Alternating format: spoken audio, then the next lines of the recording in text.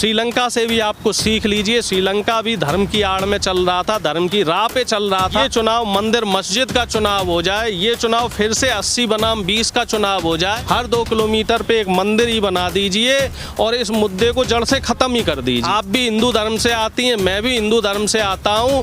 क्या हमारा कर्तव्य नहीं बनता है? सुप्रीम कोर्ट, हाई कोर्ट को भी हमारी सरकार ने मजाक बना दिया है और मीडिया का तो सबसे बड़ा मजाक बना रखा है। मीडिया को तो इस समय मदारी बना रखा है। कोर्ट सिर्फ सरकार के हिसाब से चल रहा है, सरकार जितनी चाबी भर देती है, कोर्ट भी अब उसी हिसाब से चल रहा है। शंका है साहब, शंका है।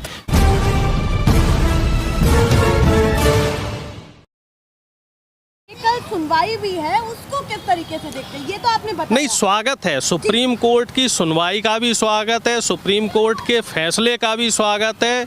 और सुप्रीम कोर्ट के जजों को मैं ये कहना चाह रहा हूँ कि आप लोग इस पद पे बैठे हुए हैं, जो न्यायपालिका है उसका दर्जा हमारे संविधान में सबसे ऊपर है।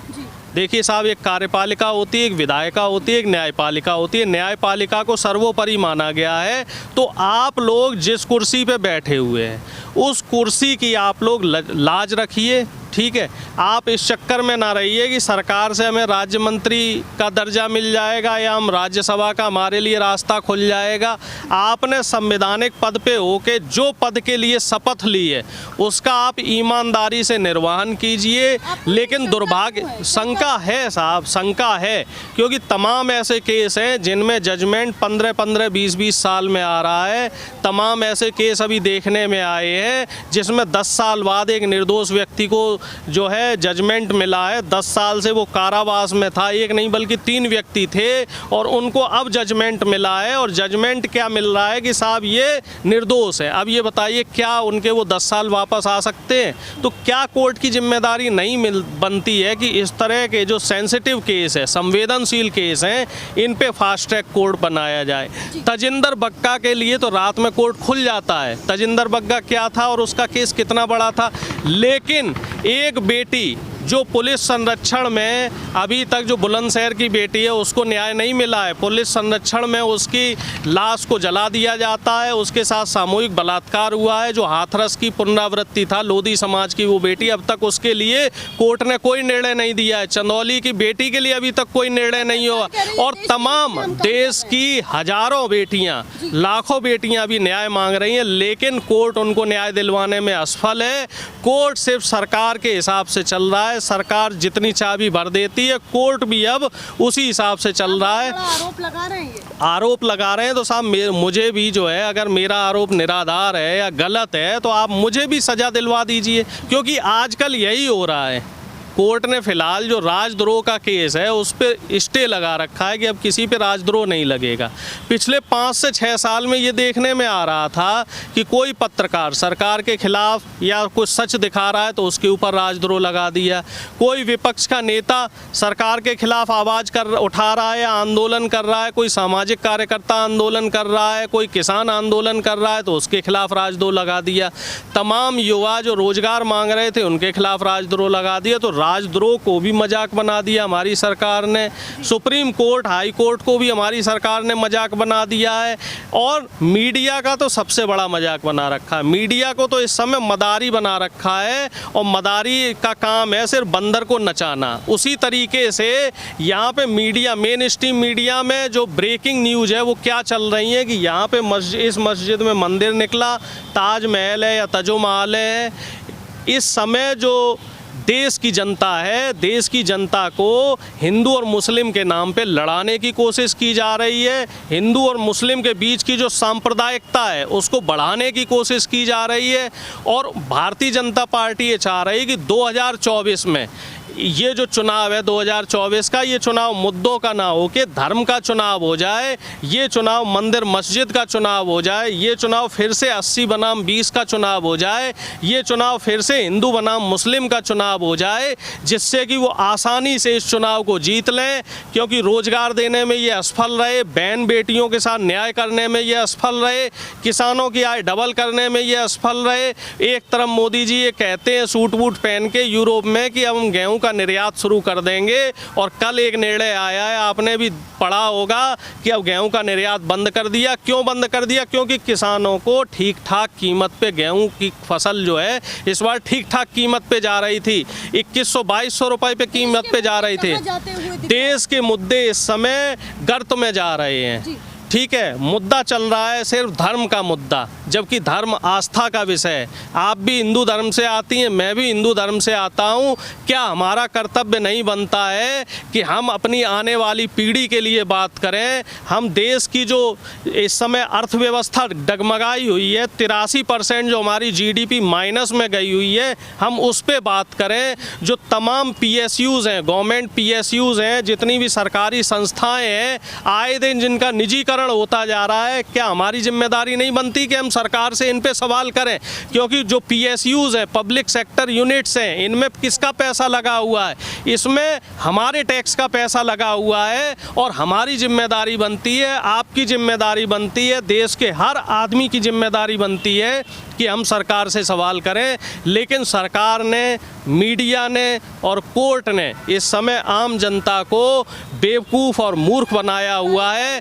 किसी ने साफ कहा है कि अगर आपको देश की जनता को तरक्की के रास्ते पे ले जाना है तो उसे शिक्षा से जोड़ें, और अगर उसको मूर्ख बनाना है तो धर्म से जोड़ें। इस समय हमारी जो सरकार है वो देश की जनता को मूर्ख बनाने में लगी हुई है। श्रीलंका से भी आपको सीख लीजिए। श्रीलंका भी धर्म की आड़ में चल रहा था, धर्म की राह पे चल रहा था, और आज श्रीलंका नफरत की आग में जल रहा है। श्रीलंका के हालात बहुत ख़राब हैं। वहाँ पेट्रोल पंपों पे 2-2 किलोमीटर, 5-5 किलोमीटर की लाइनें लगी हुई हैं। वहाँ आम जनता को ढंग का खाना नहीं मिल रहा है, पीने को पानी नहीं मिल रहा है। आम जनता वहाँ त्राई कर रही है। बहुत दूर की बात नहीं है, सोशल मीडिया का ज़माना है। देश की जनता श्रीलंका के हालात देख सकते हैं। और मैं तो ये कहता हूँ कि अभी भी समय है, सरकार से भी मैं कह रहा हूँ, विपक्ष से भी कह रहा हूँ और आम जनता से भी कह रहा हूँ, अभी भी समय है, चेत जाइए। क्योंकि हमारा देश बहुत बड़ा देश है, बहुत ज़्यादा पॉपुलेशन है। अगर यहाँ स्थितियाँ बिगड़ी तो यहाँ की स्थितियाँ हमसे संभलेंगी नहीं साहब। पूरे देश को धर्म का मुद्दा पसंद आ रहा है, उसको लेकर के देश को धर्म का मुद्दा नहीं पसंद है, पहले आप समझ लीजिए। धर्म का मुद्दा पसंद है सिर्फ बीजेपी को, इसीलिए वो धर्म का मुद्दा चला रही है और मीडिया से चलवा रही है। गोदी मीडिया भी उस पर चला, लोगों पे कोई प्रभाव नहीं पड़ रहा है। आम आदमी से आप बात करके देख लीजिए, किसी को नहीं पड़ी है धर्म की। हर आदमी जो है इस समय परेशान है, क्योंकि इस समय महंगाई बेतहाशा बढ़ी हुई है, इस समय बेरोजगारी बेतहाशा बढ़ी हुई है। जनता महंगाई और बेरोजगारी पे सवाल न कर पाए, इसी वजह से सरकार धार्मिक उन्माद फैला रही है। सरकार हिंदू मुस्लिम करके जनता को लड़ाना चाह रही है। और इस समय जो देश की स्थिति है वो बहुत ही ख़राब स्थिति है इस समय हमारे देश की। और मैं आपको बताना चाह रहा हूँ कि इसी तरह का माहौल अगर 1-2 साल और चलता रहा तो हो सकता है हमारे यहाँ भी गृह युद्ध हो जाए। ऐसा तो नहीं कि लोग खुश हो जो शिवलिंग ये निकली है मस्जिद के नीचे से, या फिर ये कहें कि तहखाने के नीचे से, तो कहीं ना कहीं लोग पसंद भी करेंगे कि ऐसी सरकार है जिसने इन तमाम मुद्दों पर बात की और इन पर सर्वे भी नहीं, अच्छी बात है जी। आप शिवलिंग ढूंढ रहे हैं, इतनी श्रद्धा के साथ शिवलिंग ढूंढ रहे हैं, लेकिन मैं ये कहना चाह रहा हूँ योगी आदित्यनाथ जी से कि जो 12 लाख सरकारी पद खाली पड़े हुए, इनके लिए योग्य युवा भी ढूंढ लीजिए। जो तमाम आपने परियोजनाएं चलाई हुई थी कि नोएडा में 50,000 करोड़ का इन्वेस्टमेंट आ रहा है, तो इन्वेस्टमेंट वो कहाँ रुक गया है, उस इन्वेस्टमेंट को भी ढूंढ लीजिए। जो आपकी पुलिस गुंडागर्दी कर रही है, जो बहन बेटियों के साथ बलात्कार और हत्या की कोशिश की जा रही है या हत्या हो रही है, और आम आदमी के साथ जो वसूली कर रही है आपकी पुलिस, तो उसको भी ढूंढ लीजिए, उधर भी जनता को न्याय दिलाइए। आप प्रदेश के मुख्यमंत्री हैं और मोदी जी देश के प्रधानमंत्री हैं, तो आपकी जिम्मेदारी सब जगह है।